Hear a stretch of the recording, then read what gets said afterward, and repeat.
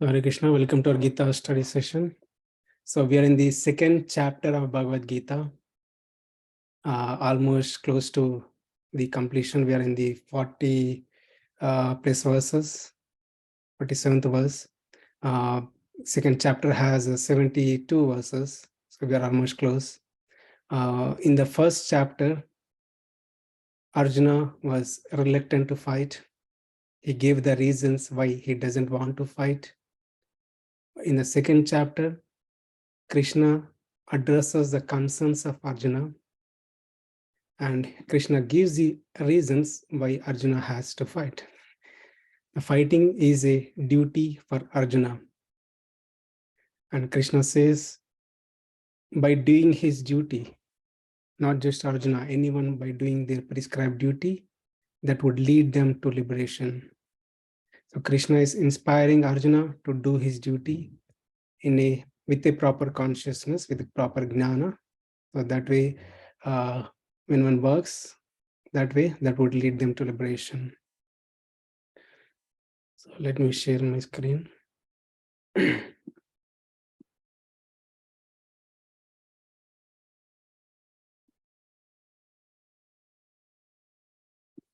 Send this. Okay. So in the previous session, we looked at this verse 47. Dutiful work is detachment of results. Karma niyavadhikaraste ma phaleshu kadachana ma karma phala heturbur ma te sangostu akarmani. So in this verse, Krishna is saying you have the right to do your duty. What are the prescribed duty for you? Do your duty. And don't expect something in return. Don't be result oriented, be work oriented, but still make a plan, make a goal and work, but don't be result oriented. If you are too much result oriented, you'll be too much stressful. You cannot focus on the work itself. And Krishna also further says, don't think you are the cause of your activities, result of your activities. Success or failure is not dependent on you. Success and failure is dependent on various reasons. And the cause of action also is various reasons. Krishna talks about that in later chapters. And Krishna says, don't think if you are not the cause, don't also think that to avoid the duty. So do your duty. And we looked at this principle. Krishna covers this in the first 6 chapters of Bhagavad Gita about Karma Yoga. In various slokas, Krishna speaks about Karma Yoga, how one can work like a Karma Yogi, right? So these are the this is a 3-step formula, 3-step formula. So why we are bringing God here? It's easy. It's easy when the God is in place, when we are connect ourselves to the God and work. That way, life becomes so easy and easy to do our work. So you can see here, one person is pouring the water on a plant. So he has his intention, he has a personal motive. That motive is myself and my family will eat the fruits of this tree, right? And this person, he has no personal motive, but just watering the plant, thinking that to be a service to the Lord, right? So if the plant grows or not, if the plant grows or plant having problems, then this person is really worried. What will I feed to my family now? And there is so much stress and anxiety. And the person who is just doing for the pleasure of the Lord, he thinks it's all God's plan, right? He's not too much worried. So sakama karma means doing an action with expecting something in return for our own pleasure. Nishkama karma means without expecting anything in return. I'm just doing for the sake of doing for the pleasure of God. So we look at the 3-step formula, right? Krishna says the step 1, step 2, step 3 is work for the pleasure of the God, as a service to the Lord. Any work. So everyone has their own prescribed duty. Going to office, doing a job, taking care of family, or following some rituals, nitya nimitika karma, or anything one has to do as a service to the Lord for the pleasure of the Lord, right? In our actions, When we get success or failure, offer the result to the Lord. When you offer the result to the Lord, in case of success, we're not too much elated. We don't think it's because of me it happened. We consider it's because of Lord mercy it happened, right? So success, and in case of failure also, if failure happens, we don't feel dejected or too much depressed because of a result. We offer the result to the Lord. Okay, maybe it's because of my own karma it happened. No, success or failure, both we are offering, directing our mind towards the Lord, right? That way we stay neutral in case of success or failure. And the third formula is not to get too much attached to the work itself. If I'm getting success again and again, I'll get attached to the work. If I'm playing a game, a ping pong game, right? A ping pong game. If I play a game, if I be successful, I want to experience the joy of success again. I'll be attached to the work. I'm attached to the work. I'll leave aside all my work and work on this one only. Focus more 90% on the ping pong. So that's how the attachment develops. Now Krishna is saying, anything, don't get attached yourself. Be detached from the work. Stay detached from the work. Okay. So when one works like with this consciousness, working for the pleasure of the Lord, offering the result to the Lord, and not getting too much attached to the work itself, that person is called a yogi, a karma yogi. So we covered this in detail in previous session. So when one works, what is the result? What is the benefit of working me like a karma yogi? My mind is purified, my consciousness is purified, my negative emotions, my negativity is slowly getting depleted. Right? I'm not too much anxious about success or failure. I'm not too much anxious about the work itself, right? Because my goal is different now. My consciousness is different, how I work.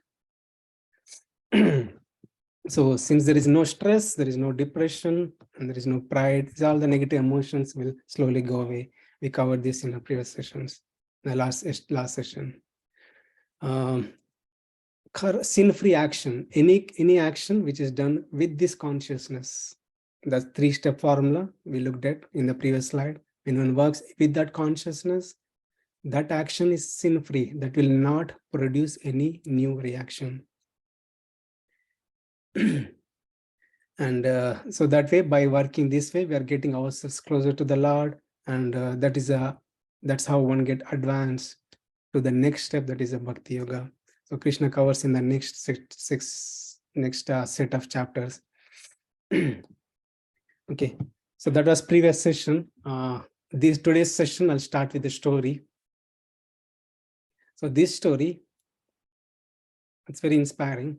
How one looks at the work, how one works the work, how one does the work, right? So this story about a monk and 3 men. So this monk went to a village, is walking into the village. He saw three people busy working.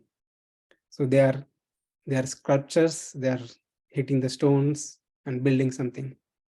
And this monk wants to know what they are building, right? So he went to the first person. He went to the first person and asked this question. Hey, you seem to be busy working here. What are you working? What are you going to make by cutting these stones? And this person replied, I don't know. I'm already fried up in this scorching heat. I'm irritated working here. I'm frustrated. I don't know why I'm working. Why are you asking me this question? Go away from here. I'm frustrated, irritated. I'm frustrated, irritated. I don't like to work here. Go away. Then this monk said, okay, God bless you. He went to the second person. The second person, he asked the same question. What are you doing? What are you going to build with this? What is the end result of this? And second person replied, I don't know. I'm working here because I get money. I come in the morning, I work, I'll get a salary, I'll go home. I don't care what we're going to build. What his outcome is, I don't care. I'm not worried about that. I'm just here just for the sake of working. Okay. He went to the third person. Okay, thank you. The monk went to the third person. So this third person, he's really happy working. He was very joyful, very enthusiastic, showing 100% interest in working. Then he asked the same question. You seem to be very happy here. What is your motivation? Why are you working? And what is your end result? What are you going to make here? You all guys are cutting these stones. What are you going to make with cutting these stones? And this third person replied. He said, that's very inspiring. He said, I am doing this. We are going to build a temple here. We're going to build a temple here. There is no temple in this village. All these villagers need to go 100 miles to go to a temple. And we are building temple for them. And I'm doing this work as a service to the Lord, as an offering to the Lord. That's why I'm very enthusiastic. Every day I'm dreaming about this is a temple is going to build. This is where my Lord is going to stay. That is the reason I'm very joyful. Every day I want to intentionally, voluntarily, I want to come here. I want to work here. I want to serve the Lord and also want to serve the people who come to the temple. So this monk had a realization. He looked at three people. Three people are doing the same thing. Three people are cutting the stones, but their mindset is different. Their consciousness is different. The way they look at the work, the way they approach the work, the way they are solutioning the work is different. So one person has no interest. Other person has interest or self-motive, but he's not showing an enthusiasm in working, right? So this person has a higher motive. This person has a higher motive. It's because of this higher motive, he was fully satisfied and enthusiastic and interested in working, doing his job. Okay, so that's such a person. So we can see the three-step formula of a karma yogi. Working for the pleasure of the Lord is the third person was working for the pleasure of the Lord, doing as a service to the Lord, as offering the results to the Lord. He's not considering he being the builder. He's considering the Supreme Lord. Because of Supreme Lord mercy, he's building it, right? And he's not too much attached to this sculpture work. He wants to move on with something else. He's not too much attached to the work itself, right? So this is the activities of a karma yogi. This is how a karma yogi works. Okay, so that ends the story. We'll move on to next verse. 248. Yoga is equanimity. This is what Krishna said in this verse. Yoga is equanimity. Yogastha kuru karmani sangam tyaktha dhananjaya siddhahi asiddhyo samo bhutva samatvam yoga uchyate. Translation: perform your duty equipoised, O Arjuna, abandoning all attachment to success or failure. Such equanimity is called yoga. So Krishna in this verse giving the definition of yoga, what yoga is. So we all know yoga. People do many yoga asanas. There are hatha yoga, 100 varieties of yogas now in the market. Right? They all teach yoga. Mostly it's bodily postures. So why we do that? I mean, when we do the yoga, there is so much good blood circulation throughout the body. So when the body is fit, the mind is fit, right? And we are fully focused. In the Yoga Sutras of Patanjali, so there are different stages to do the yoga. So the first step is getting our body prepared, so that our mind is focused on one thing, right? So that is the reason those yoga asanas, various yoga asanas like Padmasana or Chakrasana or what are the asanas, many asanas are being prescribed so that the body is prepared for meditation. That is a purpose. That is a purpose. And most of this today's generation focus only on one part of it, not the other part of it. That second step, they're just satisfied with the step one, not going to the higher step. That is the purpose of this meditation. Is the purpose of yoga is to prepare body for meditation. So that is yoga asana. That's not yoga. So what is yoga then? Yoga is connection. Definition of yoga means connecting. Yunjate, it comes from the root word. Yoga comes from the root word Yunjate iti yoga. Yunjate means like union or connection. Connection of what? Connection of Atma to Paramatma. So in meditation, one connects his Atma to Paramatma. So that's what yoga is. So Krishna is saying in this verse, giving the definition of yoga, that is, when one is in yoga, his mind is in equanimity, is not disturbed. His mind is focused, right? So Krishna in this was saying, perform your duty. What are the duty? Perform your duty, and irrespective or despite success or failure, abandoning all attachment to success or failure. Okay, so what is that attachment to success or failure? So again, I'll give the same example, ping pong example.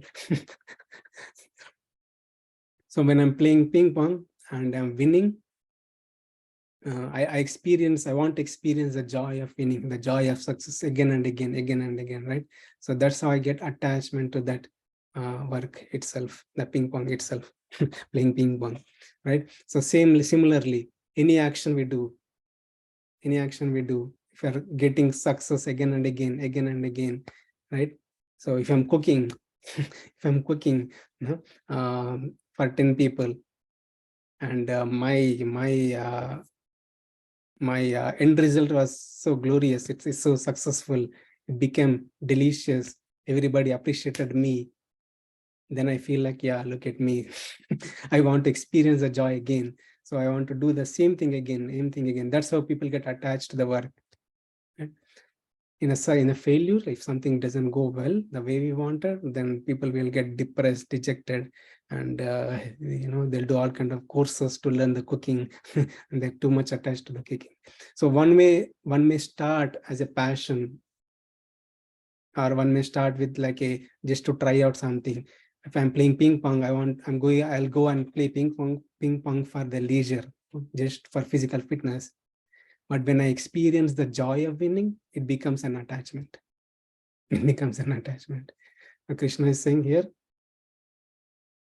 abandon all those attachment. When you abandon all this attachment towards success or failure in your life, your mind is equipoised. Your mind is in neutral state. Such a state of mind, such a state of mind is of a yogi. So he is called a yogi. So what is real success? Success or failure? What is real success? I'm playing this game, ping pong game. I'm getting success. I'm relishing success. I'm gaining the success, right? I'm relishing the success again and again. I'm enjoying the success. That's an external success. Internally, my ego is getting my ego is also increasing, right? I'm feeling a joy in my ego, right? So our mind is not controlled here. Right? So we do many all kind of things when the mind is not controlled, right? So Adi Shankaracharya says the real success is the success when one knows to control the mind. The real success is when one knows to control the mind. In a great success or failure, if I can control my mind, understanding the real purpose, why this is happening, why success is happening, why failure is happening, right? So when one sees everything in equanimity or equally, success or failure, such a person is yogi. Okay. So we'll move on to next verse. Maybe I'll ask someone to read this Sanskrit and someone else can do the English. So this verse about Krishna is saying, reject all abominable activities, abominable actions. Okay. So maybe can someone read the Sanskrit? You can try. Krishna Prabhu. Yes. Durena hi avaram karma buddhi yoga dhananjaya buddhau sharanam anviccha kripanaha palahetavaha. Thank you, Arun Prabhu. Translation. Someone wants to read translation.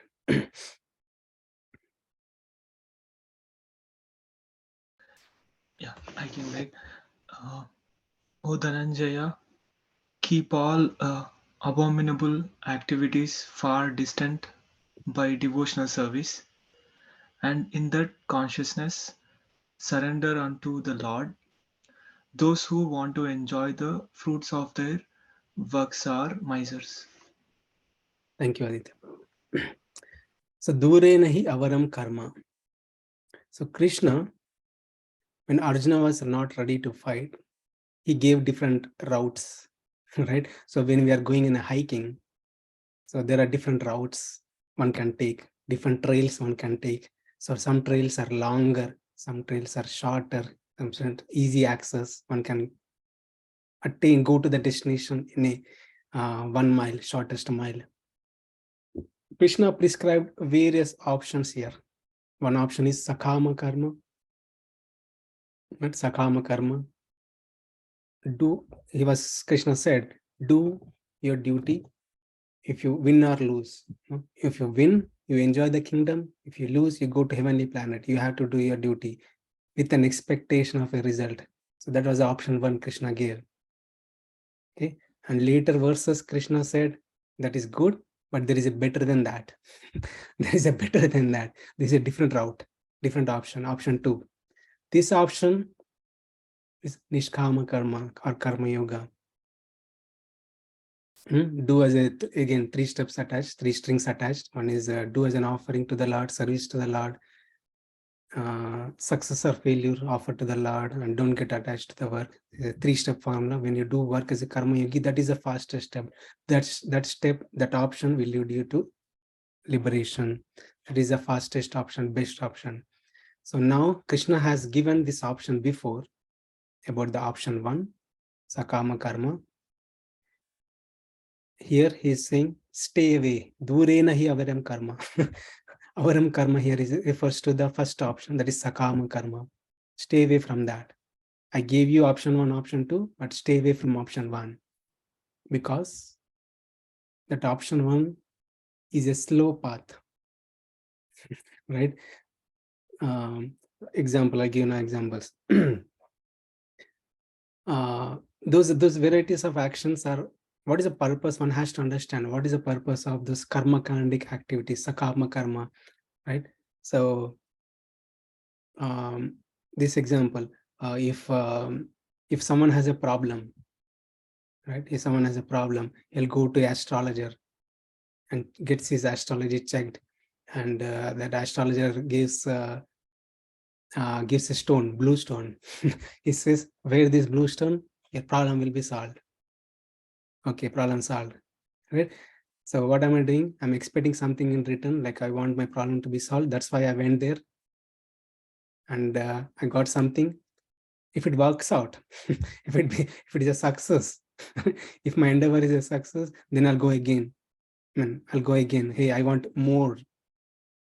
Okay, then okay, more than what I have. Then that person may recommend a green stone. Okay, put the green stone on your hand, your problem, you will get more. Okay, now I put the blue stone and green stone. And again, after some time, I'll have a problem, different problem now. No? Then I'll go him. I have a different problem now. Then that person may give a yellow stone. I have red stone, green stone, and yellow stone now. I'm like, Every time his problem comes, I'm going to the astrologer and getting it checked, and again he's giving different stones. How many stones we can wear? 10 stones, right? Maximum. Right? So I think that is, I mean, that is prescribed. The astrology is all given in the Vedas, scriptures. That is true. That is right. That is for a purpose, right? If someone is doing adharmic activities, then it gives a step one that one can learn, that come to the stage, and at least for the sake of some good result, he can take up this sakama karma, right?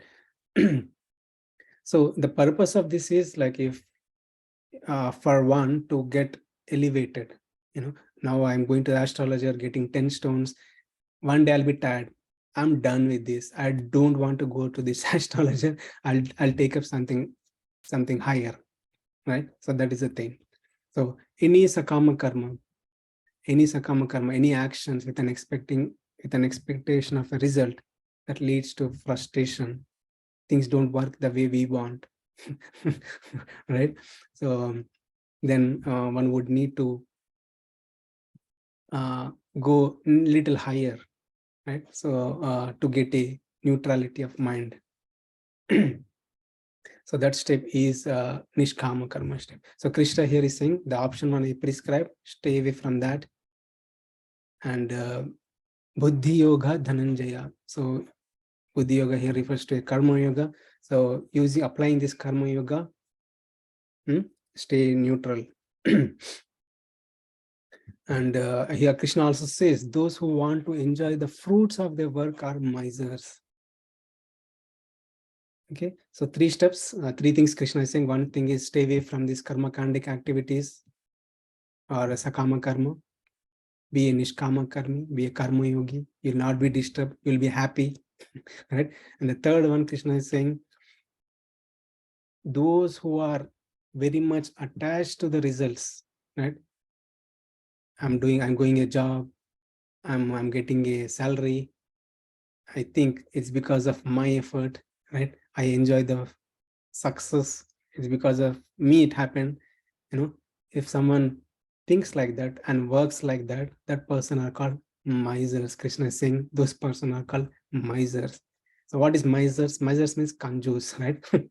So kanjus. Why Krishna is saying those persons are kanjus? So let's understand that little bit.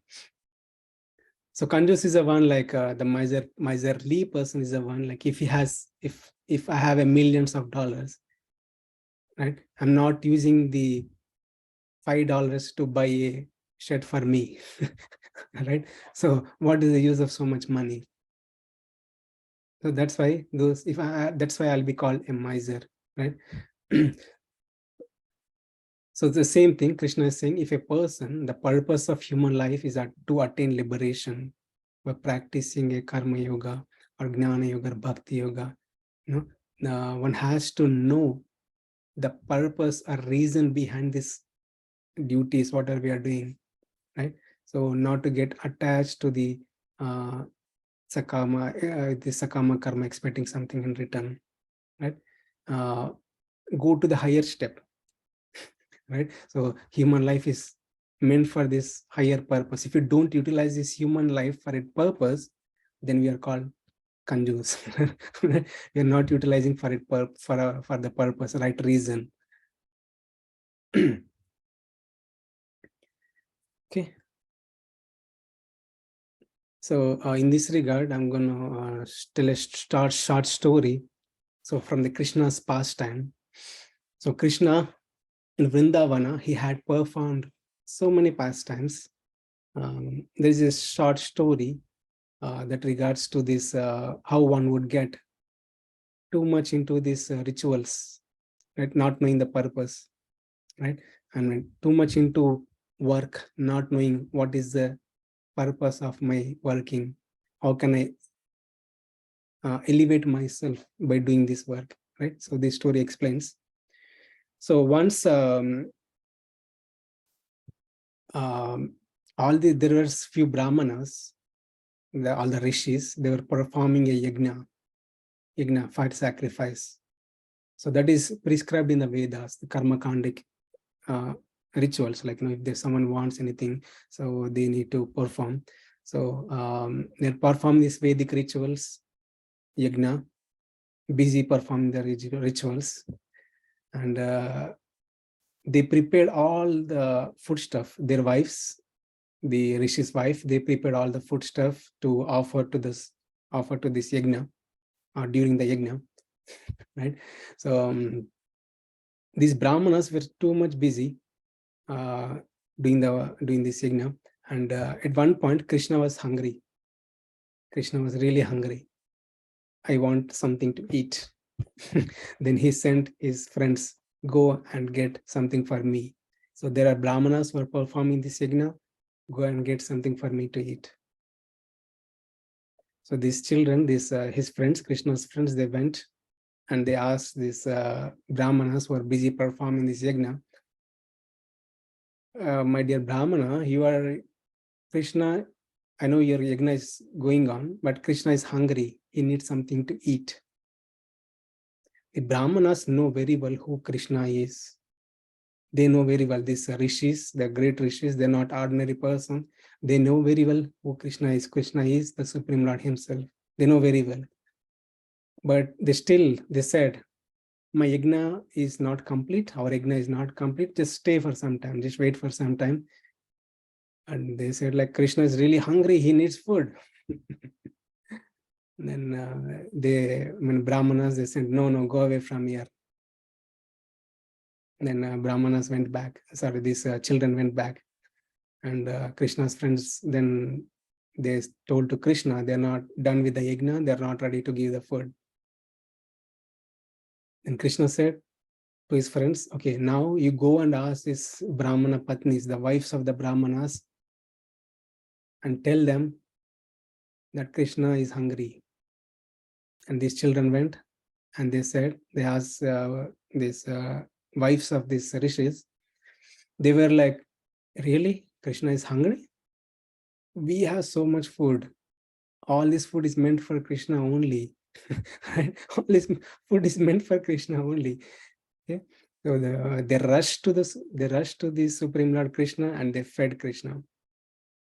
These brahmanas, that time they realized, these rishis who are performing this yajna, they realized, what is the purpose of doing this yajna? The purpose of doing this yajna is to offer this, to please the Supreme Lord, to offer this thing to the Supreme Lord. If Supreme Lord himself is hungry and we are not feeding him, what is the purpose of his yajna? They realize, so they are very much busy in rituals, but not focusing on its purpose. That is the essence of this. They are very much busy in the rituals, not focusing on the purpose. So sometimes if you are doing some puja at our home, right? So what is the purpose of doing our puja? And to please the Lord. But we are too much busy in the rituals itself, buying those things and taking care of friends or family members. And the purpose is lost. The purpose, we are putting only 1% effort on the purpose, but 99% effort on other things, right? So that's why Krishna is saying, try to understand what is the purpose of this. Everything is for the pleasure of the Supreme Lord. So that's why Krishna says in one of the later chapters of Bhagavad Gita, Bhoktaram Yagnatapasam Sarvaloka Maheshwaram. He says, I am the enjoyer of yajna and tapas.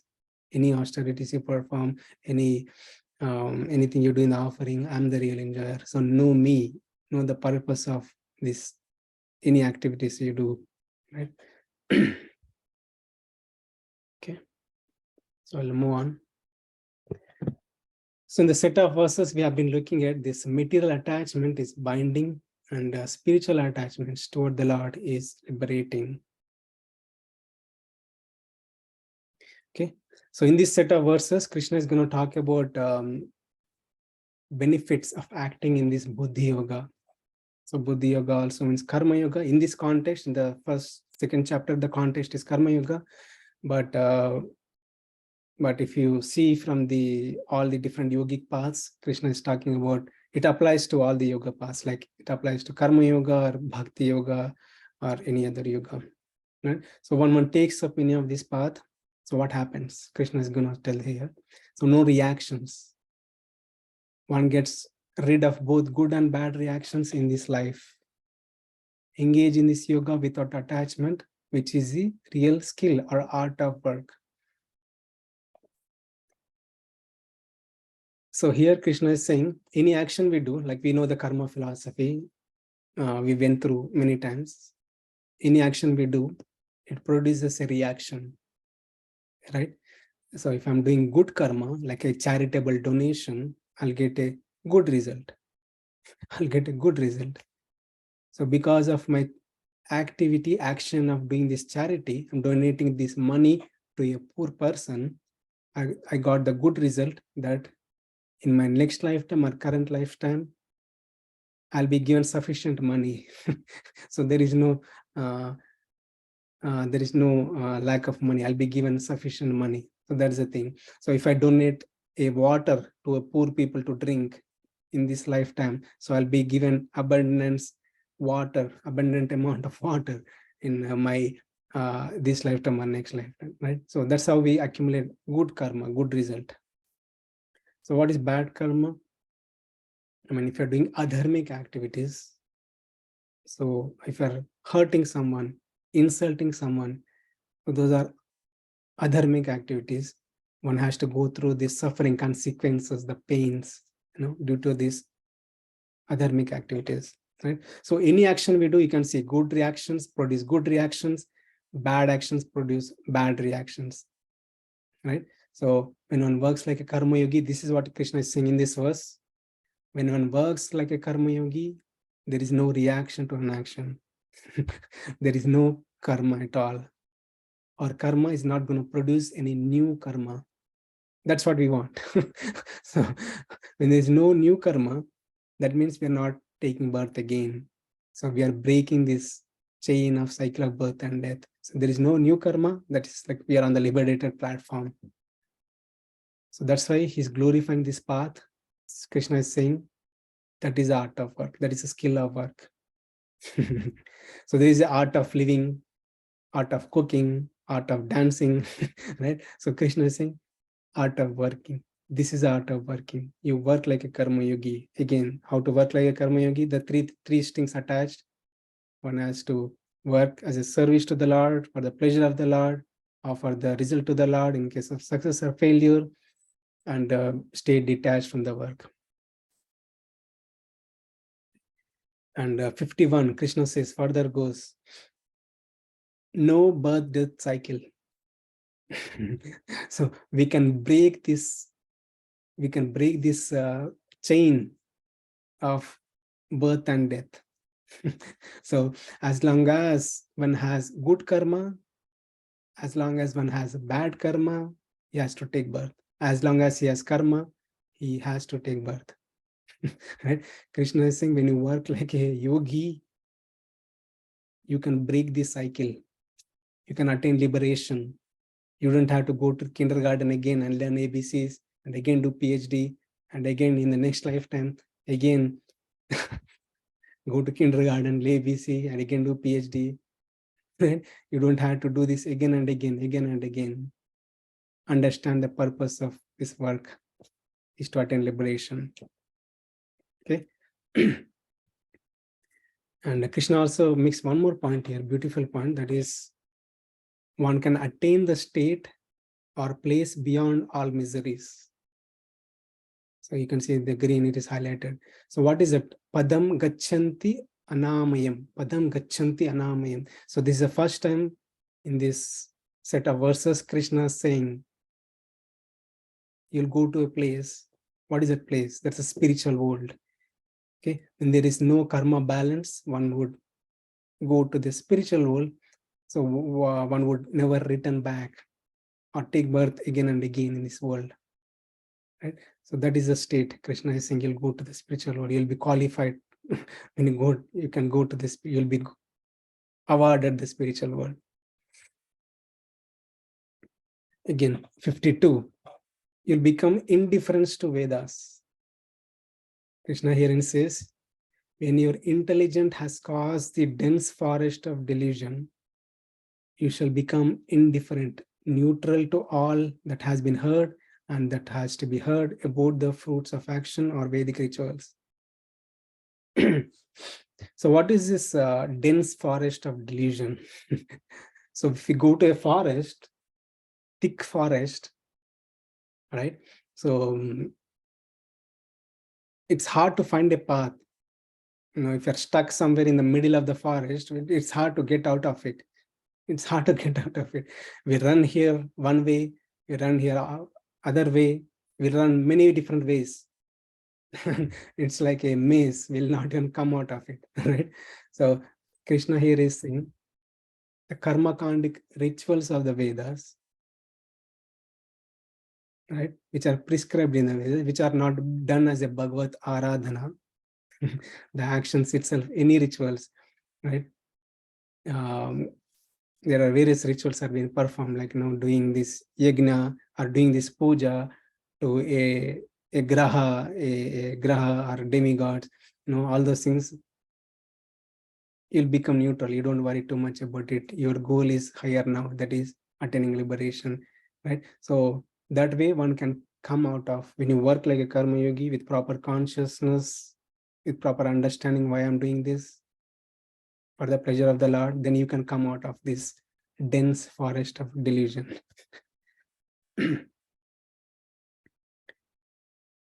Okay. And 53, Krishna says, fixed intelligence.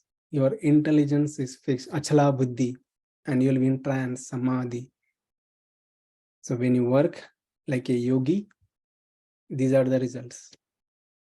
The end result is you are fixed, or achala buddhi. Okay, you're in samadhi. When your mind is no longer disturbed by the flowery words of the Vedas and your intelligence is fixed in the trance of self-realization, you will attain divine consciousness, the status of Jivan Mukta. Jivan Mukta.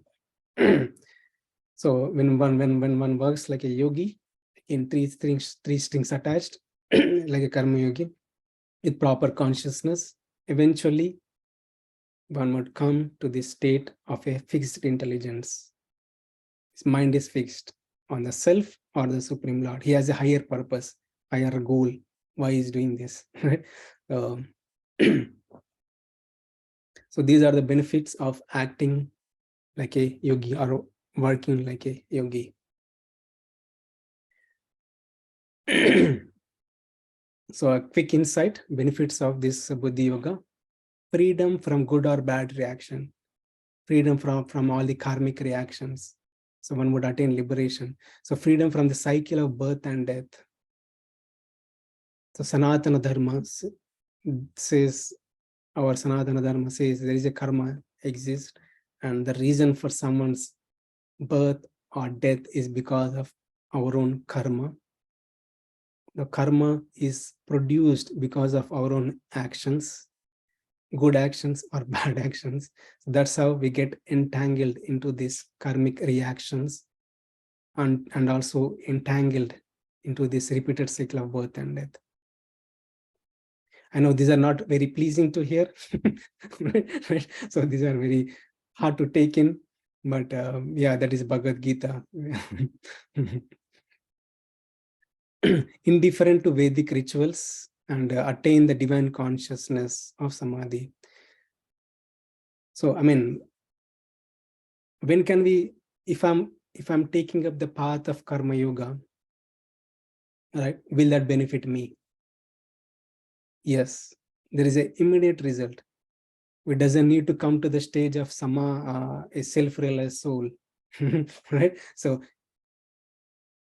Swalpamapi dharmasya, Krishna says in previous, little bit of advancement, taking up, practicing it, working with proper consciousness,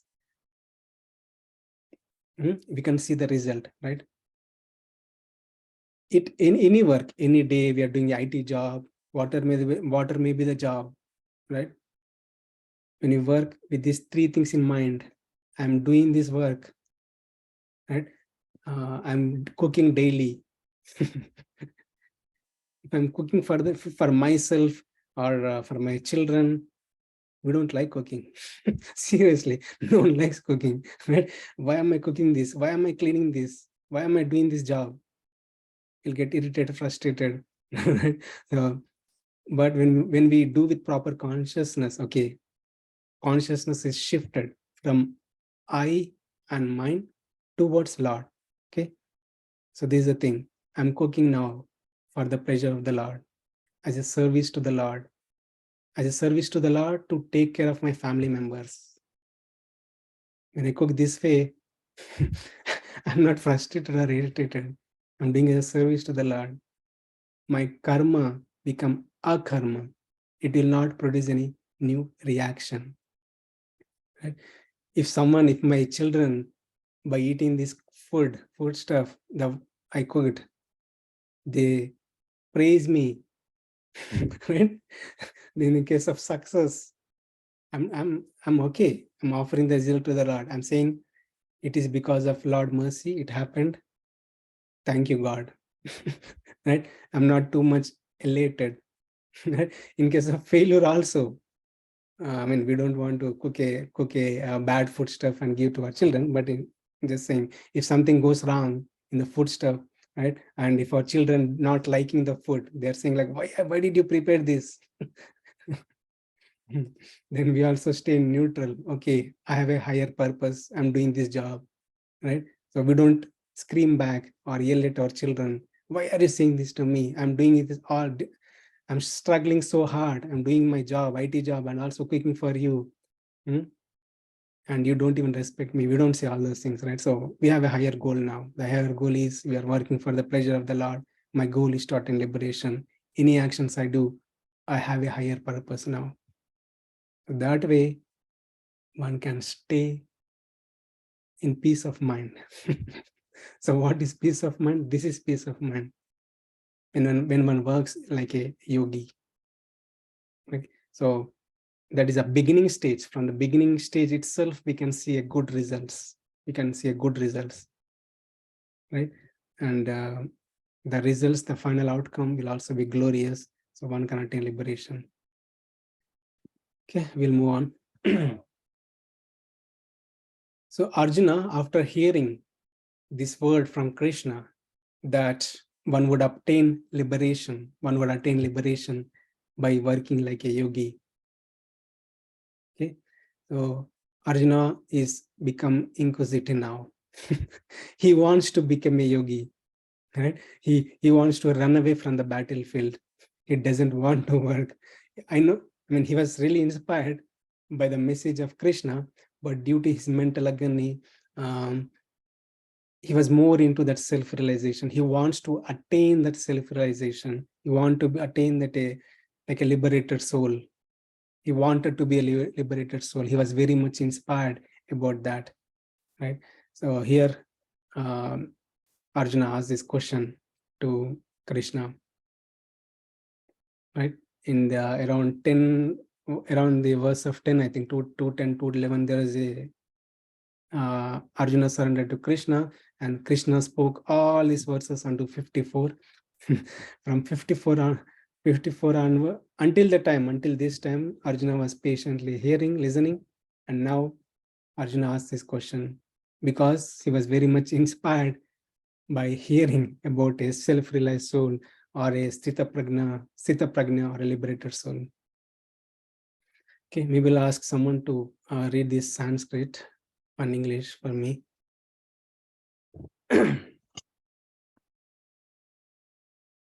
Yeah.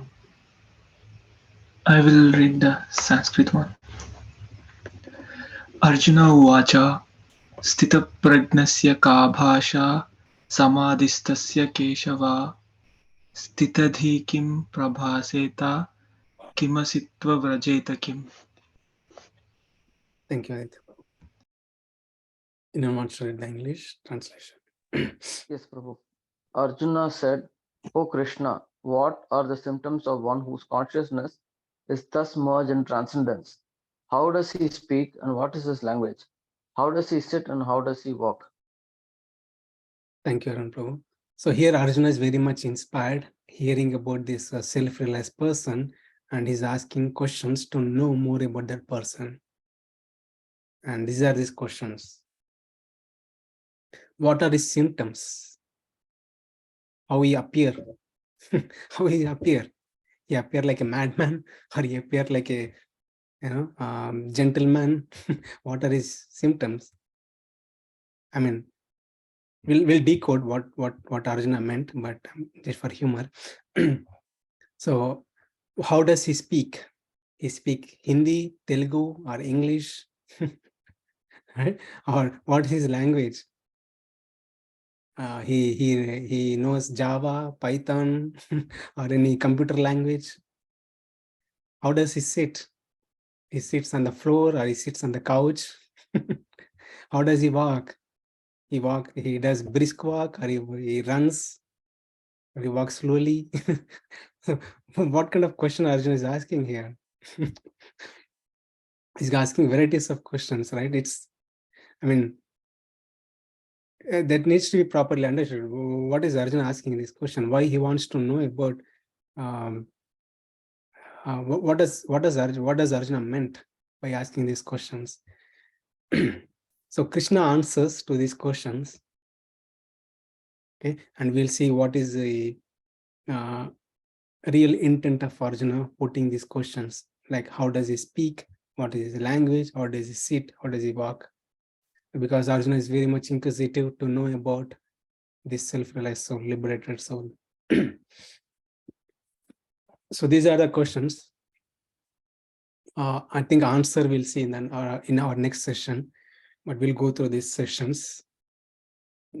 So these questions are decoded now. Okay, so decoded by our acharyas, or decoded by Krishna himself by giving the answers. Okay, so the first question: what are his ka bhasha? Ka bhasha, sita prajna, ka bhasha. So ka bhasha means what are his symptoms, general symptoms. What are his general symptoms? How he appear? How he lives in this world? There are many dualities in this world, right? Heat, cold, honor, dishonor. How his symptoms? How his expressions are? How he looks, right? Kim prabhashita. How does he speak? How does he speak? Like how does he react to certain things, right? So on receiving praise or blame, right? Honor, dishonor. If someone is glorifying him, if someone is chastising him, criticizing him, how does he react? How does he react? Affection or hate? We get affectionate, or sometimes we get affectionate to the things, or our laptop, phone, or whatever. And certain times we hate few things for certain reasons. Why does that happen, and how this Tita Prajna react to those things? And what will he say, externally or internally? I mean, how he react to the things, and what's his consciousness? That's the second question. Krim Pabhashita. The third question, Kim Asita. How does he sit? It's not like how does he sit on the couch or on the floor, but this means how does he restrain his senses from the sense objects? It's very, very important thing. How does he restrain his senses from the sense objects? So what is a sense and what is a sense object? Our senses are like eyes, ears, nose, tongue. These are all senses. We gain knowledge through our senses, right? With this sense of eyes, we recognize, we perceive, we recognize, okay, this is laptop, this is phone. We are gaining knowledge through senses, right? Sense object, what is sense object? Sense object is this laptop. Sense object is this laptop, and I'm gaining knowledge through the senses, right? How does he restrain, like pull back his senses from the sense object? What does it mean? Right? So when I mean, this is how one would get desire, right? So I'm looking at the phone. I have an iPhone 10, right? I look at the phone. Okay, now after some time I look at iPhone 15. What happening? My senses are in contact with sense object iPhone 10, and senses are in contact with sense object iPhone 15. I look at it, I desire for it. I want it. I want it right now. I'll do whatever it takes to get that. Right? This is what happening. Senses in contact with sense object, the desire comes, or thoughts will arise. Right? So when I look at, I don't have a big house.